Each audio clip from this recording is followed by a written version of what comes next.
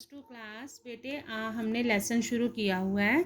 Lesson का नाम है लोकतंत्र की जो समस्याएं हैं जो उसके लिए आते हैं सामाजिक और आर्थिक तत्व लोकतंत्र के रास्ते में जो तनाव के मुख्य कारण हैं वो हमने कर लिए थे। प्रॉब्लम्स ऑफ डेमोक्रेसी आज है हमारा नया क्वेश्चन कि जो नेसेसरी कंडीशंस है for the success of democracy in India कि कौन सी ऐसी चीज़ें हैं जो लोकतंत्र की सफलता के लिए ज़रूरी हैं जो भारत में होनी चाहिए, तभी भारत में डेमोक्रेसी जो है वो सक्सेसफुल होगी।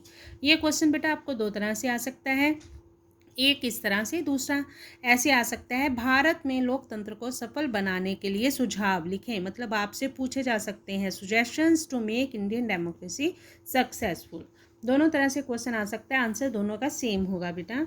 देखिए बच्चे, हम जानते हैं कि भारत में जो डेमोक्रेसी है अगर हम उसकी सफलता चाहते हैं तो उसके लिए हमें उचित वातावरण चाहिए जो इंडिया में नहीं है, क्योंकि हमें पता है कि भारत में डेमोक्रेसी को बहुत सी प्रॉब्लम्स फेस करनी पड़ रही हैं।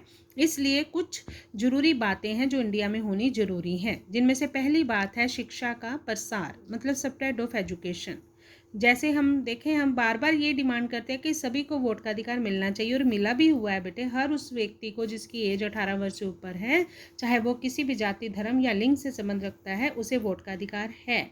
लेकिन बेटे उससे भी ज़रूरी है कि सभी को शिक्षा का अधिकार मिले, जो अभी थोड़े समय पहले ही इंडिया में दिया गया है, और अब तो फ्री एजुकेशन भी कर दी गई है बेटा। लेकिन फिर भी भारत में आज भी अगर देखा जाए तो 26% लोग ऐसे हैं जो अनपढ़ हैं, जो पढ़े लिखे नहीं हैं। हर हम जानते हैं बच्चे कि अनपढ़ व्यक्ति पशु के समान होता है, उसे अपने अधिकारों और कर्तव्यों की उचित जानकारी नहीं होती। तो जिस व्यक्ति को अपने अधिकार और कर्तव्यों के बारे में ही नहीं पता, वो व्यक्ति देश के बारे में कैसे सोच सकता है? ऐसा व्यक्ति अच्छा नागरिक नहीं बन सकता। अगर शिक्षा उसके पास होगी तो वो अच्छा नागरिक बनेगा, और उसमें अच्छे नागरिक वाले सारे गुण होंगे जो कि लोकतंत्र के लिए ज़रूरी है। सेकंड है भ्रष्टाचार का अंत, एंड ऑफ करप्शन। हम देखते हैं बेटे कि भारत में भ्रष्टाचार बहुत फैला हुआ है। भ्रष्टाचार मतलब लोग रिश्वत लेकर या पैसे लेकर कोई भी गलत काम करने के लिए तैयार हो जाते हैं। ये बात भी बेटा डेमोक्रेसी के लिए बहुत बड़ा खतरा है। देखिए बच्चे, जब चुनाव होने होते हैं ना, तो जो नेता होते हैं ना बहुत पैसा खर्च करते हैं, लाखों रुपए जो है पानी की तरह बहा देते हैं। लेकिन वही बात है, जब वो जीत जाते हैं तो उससे कई गुना जो पैसा वो इकट्ठा करने की कोशिश करते हैं, और फिर क्या करते हैं, वो लोगों से गलत तरीके से पैसे ऐंठते हैं, उनसे लेते हैं, जिससे लोगों का डेमोक्रेसी से विश्वास जो है वो कमज़ोर हो रहा है। अगर हम चाहते हैं कि डेमोक्रेसी सक्सेसफुल हो इंडिया में, तो उसके लिए करप्शन जो है वो ख़त्म होना चाहिए।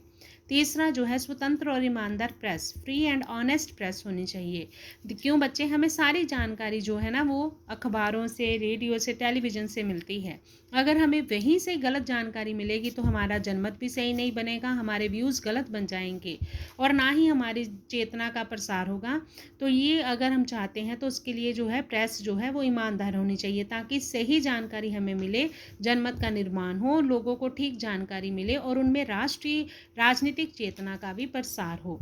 और ये तभी हो सकता है बच्चे जब प्रेस ईमानदार होगी। नेक्स्ट है चुनाव प्रणाली में सुधार, रिफॉर्म्स इन इलेक्ट्रल सिस्टम। देखिए भारत में चुनाव आपको पता है होते हैं, लेकिन चुनाव निष्पक्ष रूप से होने चाहिए, क्योंकि चुनाव लोकतंत्र की जान होते हैं। लोगों को अपनी पसंद के प्रतिनिधि चुनने, सरकार बदलने और प्रतिनिधियों को उत्तरदायी बनाने के बहुत से अवसर दिए जाते हैं। लेकिन इंडिया में क्या है बेटे, इंडिया में चुनाव बहुत खर्चीले हैं। जैसे कि मैंने ऊपर अभी बताया आपको कि पानी की तरह पैसा बहाया जाता है, तो आम व्यक्ति जो है वो चुनाव लड़ नहीं सकता, उसके लिए चुनाव लड़ना इम्पॉसिबल होता है। इसके अलावा बेटे चुनावों में जो है सरकारी मशीनरी का भी दुरुपयोग किया जाता है, गुंडा शक्ति का प्रयोग किया जाता है, और मतदान केंद्रों पर अधिकार कर लिया जाता है। इन सभी बुराइयों को ख़त्म करके चुनाव प्रक्रिया को पारदर्शी बनाने की ज़रूरत है इंडिया में। इसके लिए बेटे हमने देखा कि जितनी बातें हमने ऊपर की हैं, उसके अलावा भी अगर हम चाहते हैं कि भारत में सक्सेसफुल डेमोक्रेसी हो, तो उसके लिए लोगों का दृष्टिकोण जो है वो सेकुलर होना चाहिए बेटे। किसी एक धर्म के प्रति वो फेवरेटिज्म उनके मन में नहीं होना चाहिए, और ना ही जाति धर्म के आधार पर मत लोगों से मांगे जाने चाहिए, और ना ही लोगों द्वारा वोट इनके आधार पर दिए जाने चाहिए। तो ये है बेटे, हमने क्वेश्चन क्या किया कि कौन सी ज़रूरी शर्तें हैं जो इंडिया में सक्सेसफुल डेमोक्रेसी के लिए ज़रूरी है। ओके बेटा।